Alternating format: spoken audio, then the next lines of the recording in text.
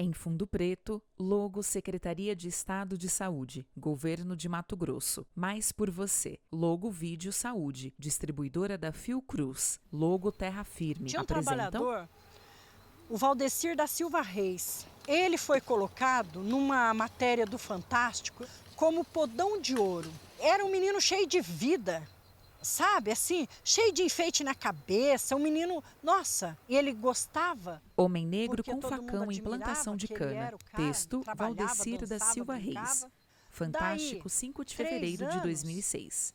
O Valdecir volta para mim com a voz fraca, com a voz daquele velhinho que não tinha nem força para falar.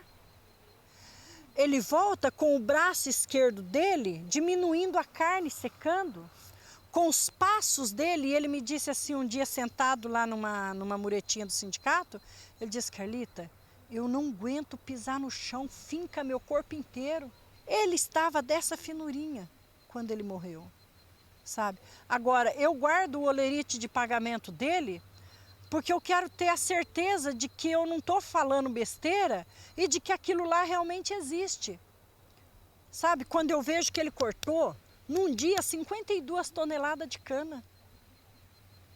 Por que ele chegou naquele estado? O que aconteceu com ele? O que foi feito do organismo desse moço? O que é que estourou dentro dele? É noite. Vista por dentro de um automóvel, estrada de terra com plantação de cana de ambos os lados. Usina com galpão e torre alta, sai fumaça por 4 grandes chaminés.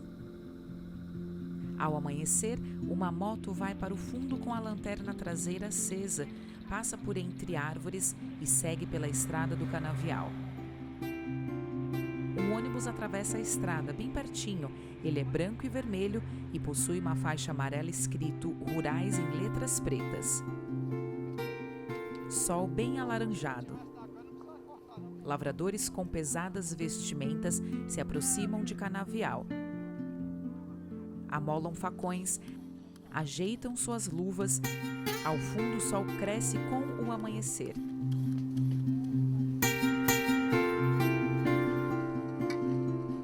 Na linha do horizonte, texto estilizado em marrom, linha de corte.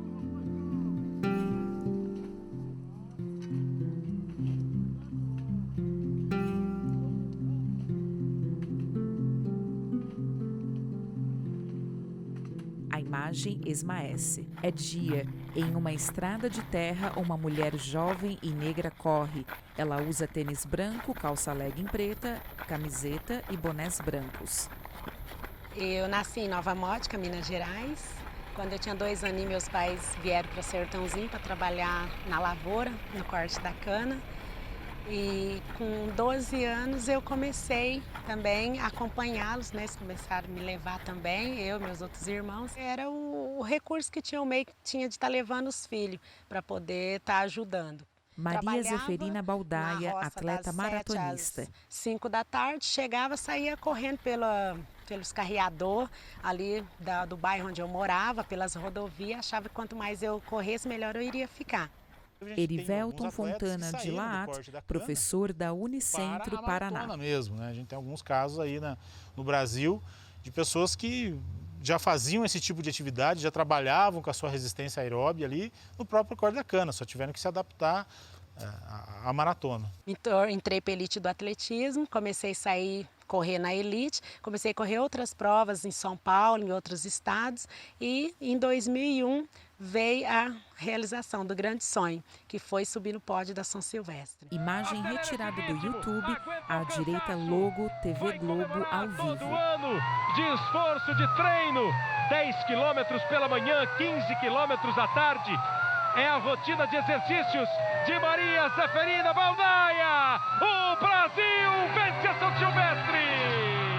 Você fala que é saúde? Eu correr 30 quilômetros aí, chegar exausta, fadigada, toda, sabe? Não é saúde. No nosso caso de profissional não é saúde, porque o desgaste é muito grande. Uma vez me falaram, você acha que isso que você faz é saudável? Não é. Você correr 30 quilômetros, 2 horas aí no meio desses canaviais, você acha que isso é saúde? Você está acabando com o seu corpo, você está acabando, você está além do seu limite. Então é complicado, até que ponto? Atletas hoje que foram de alto rendimento durante um tempo e hoje tem vários problemas articulares, cardiovasculares, claro, vários atletas que faleceram antes de completar 50 anos de idade e que por que se isso não poderia estar acontecendo até a longo prazo, de repente, com os cortadores. Carlita da Costa, presidente SER, Cosmópolis. Desse tipo de serviço. Você vê trabalhador fazendo cirurgia no braço, fazendo cirurgia da coluna, o trabalhador sai totalmente arrebentado. Pedro Salviano, trabalhador rural. Eu parei, que isso aqui meu deu uma dor tão grande aqui dentro e eu não aguentava a cabeça doendo, tempo de explodir. Quando eu fiz um exame de agulha, o médico falou para mim que era por vício da coluna, aí estourava na junta tudinho das mãos. Aí fui em Limeira, procurei um médico particular, ele falou, seu Pedro, se você se atrever para aliviar mais a cabeça e quiser ficar, você tem que fazer uma cirurgia. Aqui, ó, foi cortado aqui, ó. E aqui foi para fazer a enxertação, e aqui foi tirar do osso para fazer a enxertação lá. A do espinhaço também eu tenho muito, né, no espinhaço, mas eu não tentei fazer ainda não, porque é melhor ficar do jeito que eu tô aqui, porque se eu for fazer uma cirurgia, eu posso ser capaz de cara passar uns 6 ou 7 meses em cadeira de roda, é mais complicado para mim, né, para quem tem criança, pior. Caminhão caçamba trem cheio de cana cortada passa por estrada asfaltada. Outro caminhão também de larga caçamba vem logo atrás. 2 carros brancos são vistos ao longe em estrada vicinal de terra, em meio à plantação. Ondina Galerani, Vigilância Sanitária Ribeirão Preto. Tudo começou em 2005, com uma demanda do Ministério Público do Trabalho de Campinas. Foi numa audiência pública que houve em Ribeirão Preto e começou com a morte dos trabalhadores. E houve um pedido do Ministério para a gente intensificar as ações no campo. Ondina fecha a tampa de reservatório de água potável da lateral de um ônibus. Ela e mais 4 pessoas se aproximam de um lavrador que corta cana. Ele veste roupas azuis que cobrem o corpo todo. Ondina e a equipe observam e tiram foto de estrutura azul lonada, do tamanho de uma cabine individual. Ao lado do ônibus, escrito Rurais, um membro da equipe gesticula olhando para frente. Vistoriam a área interna do ônibus. Os trabalhadores rurais estão sentados em banquinhos à frente de mesas desconfortáveis. Mário Antônio Gomes, procurador do Trabalho, Campinas, São Paulo. A Procuradoria ela entrou nesse setor, vamos dizer assim, para trabalhar, quando começaram a ocorrer as mortes. Nós relacionamos todas as usinas do Estado, fizemos audiências públicas no Estado inteiro, chamando todas as usinas, e nessas audiências públicas a gente colocava o que o Ministério Público ia exigir delas. E nós Antônio Osvaldo Estorei, coordenador Fórum da Cidadania. Habitação de alojamento, conseguimos aglutinar todas as vigilâncias sanitárias através da Secretaria de Saúde dos 28 municípios que fazem parte da Regional de Piracicaba do Ministério do Trabalho e Emprego. As vigilâncias sanitárias de cada cidade deveriam estar fiscalizando esses alojamentos, fazendo aí um levantamento de localização, um cadastramento e depois fiscalizando o uso desses alojamentos. Eu acho Francisco Alves, professor UFSCar. Desses trabalhadores, desde a década de 80 para hoje, tem um conjunto de conquistas que estão valendo, e acho também que o principal aliado dessas conquistas dos trabalhadores são os promotores públicos e são os promotores do trabalho, e um conjunto de atores da sociedade que estão caminhando para essas conquistas. Eu acho que todas elas são muito interessantes. Agora, a questão que eu coloco é se elas estão chegando no ponto, tá? E qual é o ponto? Maria Aparecida de Moraes, professora UFSCar. Uma sensível melhoria nessas condições de trabalho. Isso porque, em razão, sobretudo, da fiscalização do Ministério Público, do Ministério do Trabalho, as usinas procuraram cumprir as normas da NR31. Então, melhoraram as condições do alojamento, melhoraram as condições do ambiente de trabalho, do transporte dos trabalhadores e assim por diante. Será que a melhoria dessas condições legalistas implicou realmente numa melhoria para esse trabalhador? É dia. Trabalhador rural corta pés de cana e joga para a esquerda.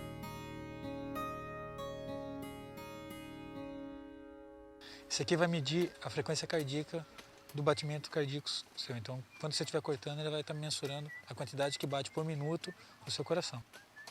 Homem coloca o medidor no trabalhador rural. Agora a gente vai colocar esse aparelho, ele vai medir a temperatura do corpo seu. Encaixa aparelho dentro do ouvido do trabalhador. O André agora ele vai filmar você fazendo toda a atividade sua. Então, com essa filmagem, a gente conseguiu trazer isso para um plano, né, mensurável. Então a gente pegou variáveis de ação, ou seja, quantos golpes ele dá, quantas flexões de coluna, quantas rotações, qual o tamanho do ciclo. Por que isso é importante? Porque o pessoal fala, mas eu quero que prove, né, a questão da objetividade, né, para o juiz, para o Ministério Público, essas questões que se expressam, né, que se viabilizam através de uma materialidade do número, né, isso às vezes tem uma importância muito grande, maior que a gente imagina. Para ele conseguir 13 toneladas de cana, durante a jornada de trabalho dele de 8 horas, ele desferiu nada menos do que 13.500 golpes de facão, que foram calculados em cima de 3.000 flexões de tronco, o que dá, em média, uma flexão a cada 6 segundos. A gente teve dados, por exemplo, de frequência cardíaca extremamente altos, por exemplo, um trabalhador que chegou a 189 batimentos, então um dado de frequência cardíaca média de 140, 145 batimentos, então esse trabalhador extrapolou muito uma carga que é preconizada. O tamanho do ciclo extremamente curto, de 4 a 6 segundos, né? É o tempo que ele usa para abraçar, cortar com vários golpes, deslocar, carregar e jogar na leira. A hora que ele abraça de novo, esse tempo varia em termos de 4 a 6 segundos durante a jornada inteira, de 8 horas. Nós temos casos de trabalhadores que cortam 25, 30 toneladas por dia e isso tem um reflexo na saúde do trabalhador, sem dúvida alguma. Esse trabalhador, depois de 15 safras consecutivas, depois de 10 safras, de 20, ele está totalmente destruído enquanto estrutura física. Enquanto estrutura física, interna e externa. Porque você pega a mulherada aí que bate podão mesmo, que trabalha lá, depois que ela para, ela não é digna nem de varrer a própria casa. Mulher caminha na beira de uma estrada ao lado de canavial. Eu trabalhei Antônia Ramos de Souza, trabalhadora rural. Esse mesmo serviço. O braço doía muito, formigava, era uma dor, se portava à noite, quando esfriava o sangue. Eu não dormia de noite. E aquela dor que parece que está quebrando tudo os ossos, aquela dor que não passa, aquela dor queimando, que queimava. O nervo da mão que perdia as forças da mão, o movimento da mão. Levei uns 3 dias para fazer o exame e depois dali 15 dias ele já marcou a minha cirurgia. Primeiro a direita, que estava mais prejudicando, depois de 1 ano, aí que ele operou a esquerda. Em vista que melhorou bem, sabe? Mas só que eu não posso pegar muito peso no braço. E nem tá fazendo movimento, sabe? Esse negócio de passar roupa, de arear alumínio. Aquilo dá muita dor cansada no braço. À esquerda para a direita são vistos pés de cana. Surge um aparelho vermelho em pé que possui uma bola preta no topo. Alessandro Nunes, Sereste, Piracicaba. Que é chamado pela normatização de BUTG. Essa temperatura vai fazer correlação com a frequência cardíaca que a gente tirou do trabalhador e com a temperatura do corpo do trabalhador. Se a temperatura ambiente alcançar um determinado grau, a frente de trabalho tem que parar de trabalhar. 25 graus você já tem que ter medida de controle, como pausa, hidratação. Quando chega a 27, tem que interromper o trabalho, né, ficar na sombra por pelo menos 15 minutos. Isso não é praticado. Quando o BUTG chega a sobrecarga térmica a 29, o que você tem que fazer? Você trabalha 15 minutos e descansa 45 em sombra. Isso é teoria, está lá na legislação, é papel, porque ninguém cumpre. Mas se você não mexe no pagamento por produção, os trabalhadores continuam ganhando por produção, de que forma essa parada vai funcionar? Não vai funcionar. Quer dizer, vai funcionar no dia que a gente visita a usina, eles param todo mundo, apitam, tiram todo mundo do eito, para que a gente veja que está todo mundo comendo naquelas mesinhas. O Biratã de Paula Santos, médico em cor. Que se juntam e não é muito fácil diferenciar o efeito de cada um. Que é o trabalho em sobrecarga física, porque eles ganham por produção, tem um ritmo acelerado. O ambiente geralmente é quente, porque no campo a maior parte do tempo tem sol no Brasil e aqui na maior parte do nosso clima temperado. E também o poluente da queima. Há mais de meio século, nós estamos vivenciando essa prática das queimadas praticamente durante todo o ano. Então, são milhões e milhões de toneladas de gás carbônico, de CO2 e outros gases poluidores que estão sendo lançados à atmosfera para a produção de um produto que é considerado limpo e aquele produto que não vai poluir. É noite. Homem com maçarico ateia fogo em matagal. Ao fundo é vista a lua, pequena, mas bastante brilhante. Grande área de plantação pega fogo, o homem segue ateando. Do comprido maçarico sai uma chama azulada que faz instantaneamente subir uma labareda forte ao tocar a vegetação seca. De cima da caçamba de um caminhão, homem joga jato de água por mangueira, direciona para a vegetação em chamas. As fagulhas sobem com a lua iluminada ao fundo. Faça o silêncio e escuta para você ver. O tipo de tosse deles é igual. Não é aquela tosse cheia de catarro, é uma tosse seca que você vê que aquilo tá na garganta. E sufoca mesmo, sabe? Assim, quem corta a cana, parece que tem um negócio assim que tampa a gente. E existem estudos na população, ou seja, qual é o impacto da poluição nas populações moradoras das cidades próximas aos canaviais, que aumenta a internação por doenças respiratórias e cardiovasculares. Em Araraquara saiu um estudo publicado esse ano que durante a safra você tem um aumento de internação por crise hipertensiva. Ônibus azul e branco com escrito Rurais se aproxima de Canavial.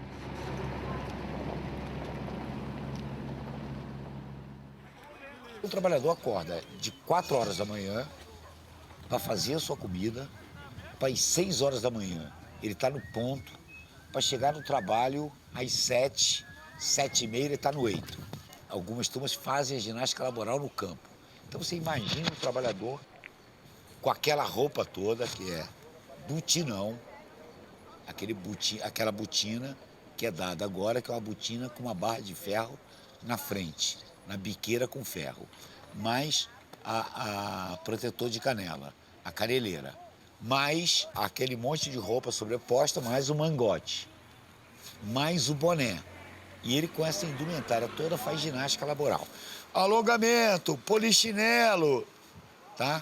Não sei se você já teve a oportunidade de ver essa ginástica laboral para cortador de cana, que é uma coisa absurda, quer dizer, na verdade é uma ginástica laboral que é um mero aquecimento. Meu coração é um menino, desprotegido e tão carente.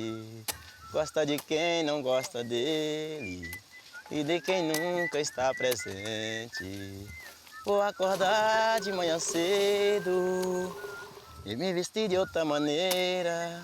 Vou me livrar dos meus segredos, do meu sonho, dos meus medos. Esse amor de brincadeira. Nessa questão do alimento, por exemplo, as usinas fornecem as marmitas térmicas porque elas precisam cumprir a lei, a NR31 exige que se dê marmita. Mas também tinha que fornecer a comida, porque isso aí faz parte da saúde da gente. As usinas, elas dão um sorinho lá que diz que é para repor alguma coisa que a gente perdeu lá, que nem explica o que é, né? Porque Verônica Gronal, Luz, doutoranda Unicamp. Reserva de carboidrato, a nossa reserva de energia no corpo. Quando essa reserva vai se acabando, que é muito comum num exercício desse, muito árduo, muito repetitivo, que é o que eles fazem, se você não toma o carboidrato, você tende a parar a atividade mais cedo. Então, pensando nisso, não sei se de uma maneira benéfica, né, ao trabalhador, ou de uma maneira apenas com que façam com que eles retardem a parada do trabalho, né, que é a ideia da indústria, eles dão esse soro, que é essa mistura para poder manter, sim, o trabalhador por mais tempo na atividade, sem sentir dor e tendo ainda uma reserva energética, né, no caso do carboidrato, para poder se manter na atividade. Os médicos indicam que você tem que tomar pelo menos 2 litros de água por dia, porque o organismo necessita disso. E quando você tem que tomar 10 litros de água por dia, o que o organismo fala disso? Diariamente eles se desidratam e se hidratam de maneira inadequada. Essa desidratação e hidratação inadequada cronicamente pode, em alguns momentos ao longo da safra, provocar alterações agudas e predispor a arritmia cardíaca, por exemplo, e a óbito, e pode também ser um dos fatores que está contribuindo para o aumento crônico da pressão arterial deles. Você veja bem, o podão, eles diminuem o tipo do material, muda, dá de pior qualidade. A luva dá essa porcaria aqui. O sapatão eles mudam. Esse sapatão, assim ele está ressecado, a hora que molhar ele vira o quê? Porque vira um jacá no pé. Um sapatão bom, ele não é? Não abre? Não tem condição dele abrir, não. Uhum. Isso aqui ele arranca tudo. Paulo César, diretor SER Cosmópolis. Há 20 anos atrás, com o que é hoje, isso melhorou muito. Por dizer, hoje ninguém trabalha mais com sapato de pano, que nem o rapaz estava falando aí hoje. Né? Hoje eles têm a bota com proteção, tudo para evitar corte. Mas a qualidade desses EPI ainda é questionável. O óculos tem CA, se o trabalhador não usar, ele vai de gancho, ele é suspenso. 10 metros que você ficar batendo o podão ali, aquela poeira vai subindo. Mas o suor já começa a descer. Aí vem o vapor, né, do suor ali, a poeira, você já está sem visão. Em meio a um canavial, o trabalhador rural passa pedacinho de madeira na lâmina do podão. Corta folhagem de cana verde. Outro homem está agachado e fuma. O primeiro crava uma madeira junto a monte de cana cortada. Nela está escrito 35. O homem que fumava passa com um arco de madeira, com o qual mede a área de cana cortada, faz anotações com caneta azul em caderninho.